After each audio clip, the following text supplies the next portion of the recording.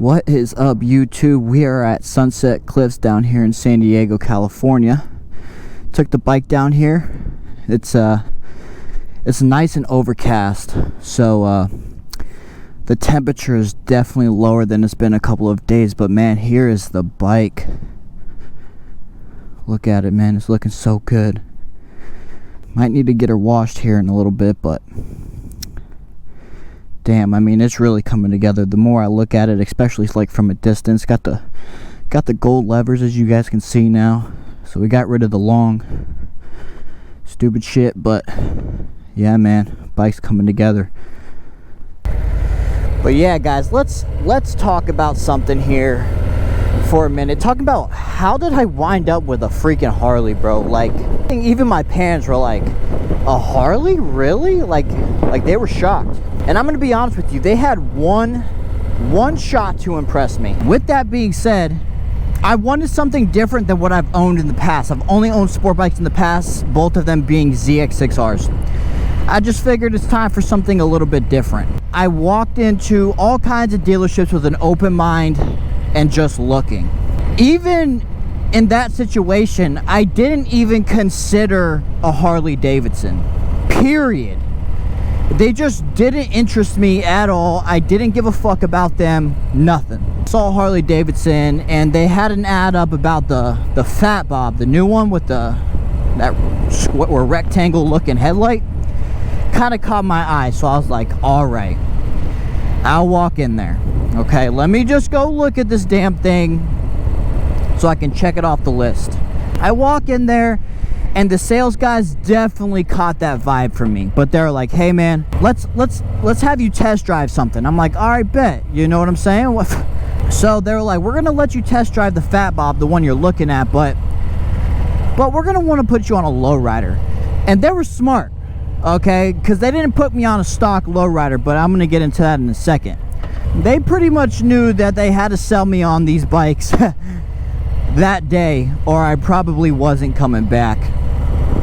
So I hop on the Fat Bob, take it for a test drive, and it rode nice. Highly recommend that bike if that's something you're looking for, cruiser style. I actually really liked it, but again, it wasn't something that I was looking for, because I want a hoonigan. You know what I'm saying? I don't want to just sit here bored and just cruise down the highway. Nah. And then this is where their smart techniques came in. They actually had a stage 2 lowrider there. And they told me, they're like, hey man, you could buy this bike. We know you want something newer, like new, whatever. But we want to show you the potential, okay? Like, we don't want you to just think this is all it can do, right? So we're going to let you ride this stage 2 bike. It had risers. It was a I think it was a 2019 lowrider, but it was stage 2. So they're like, we're gonna let you ride that, and then we're gonna let you ride, you know, the newer, matter of fact, this exact one. I was like, all right, bet. So I hop on the stage 2 lowrider, and yeah, you could see what it did.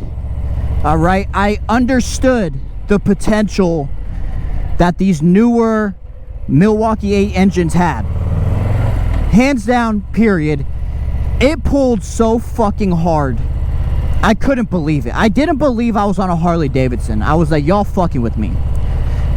And it makes sense. You know, V-twin motors are known to make torque, not horsepower. And I'm coming from straight horsepower, no torque. But Jesus, I was honestly like, there is no way.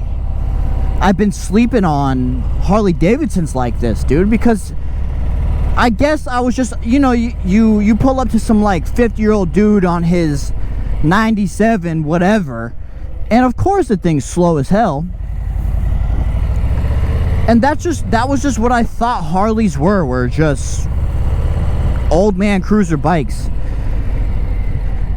So they definitely knew what they were doing putting me on that stage 2. You know, and from there they had me hop onto the to this bike right here, and it is a stock bike, but it is a 117, mind you. So it's definitely no slouch in comparison to other stock models, especially in the past. So their their 5 minutes they got of my time sold me on a motorcycle. Now, I didn't buy one that day. I knew that I was just itching to ride. Harley Davidson is one of the only motorcycle companies that allows you to test drive. I was like, I can't let them just win like that. So I went home, thought about it, did some more research. I knew what my payment was going to be because it was already pre-approved from my bank. But I did want to consider insurance cost, right? Because some insurance on some bikes are a whole nother payment. And I was kind of either looking at this point, the lowrider, because I fell in love with that stage 2. I just fell in love with the torque in the pool, or a 1000cc sport bike. So I do a little, you know, quotey quote on a few bikes, and immediately realized how ridiculous the insurance was going to be for the Harley. I mean, I'm not the Harley, I'm sorry, for the sport bike. I mean, I got quoted $300, and it was, I believe, exactly $336 a month to insure the sport bike, and $70 a month to insure this. And this was more expensive. I could have got the sport bike out the door for about $19. I got this out the door for $21.5, and it was about $200 cheaper in insurance a month. So, but I do want to give you guys some warning. If you're like, all right, you know, this guy's speaking facts, let me go test drive one of these bikes. Those dealerships are sharks, guys. You have to go in there and stand your ground. Do not let them talk you into buying a bike that day. Matter of fact, don't ever buy a bike same day walking into a Harley dealership. Work a price. Those bikes are not set in stone. The day I walked in there, they tried to get me out of the door on this bike for $25. And as you can see, I saved pretty much $4 grand just by not buying a bike that day. Because they're like, hey, they called me every goddamn day. Hey man, you know, we got a better price for you, all these things.